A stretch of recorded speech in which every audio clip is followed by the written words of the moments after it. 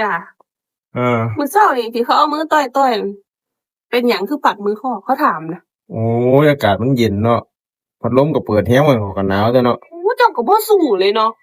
โอ้ยสู้จังไดมันก็โหดหมดตัวมันหนาวเนาะคน แต่ว่ามันต้องวอร์มร่างกายเด้ตื่นเช้ามาก็ต้องวอร์มก่อนเด้ให้ร่างกายมันอบอุ่น สิมาว้ามีหยังมันหนาวไอ้บ่ว้าแบบใดอยู่ที่นอน โอ้เจ้าเฒ่าแล้วคันแม่นพ่อเด็กน้อยวัยรุ่นน่ะบ่เฮ้ยบ่อยากสิปากเลย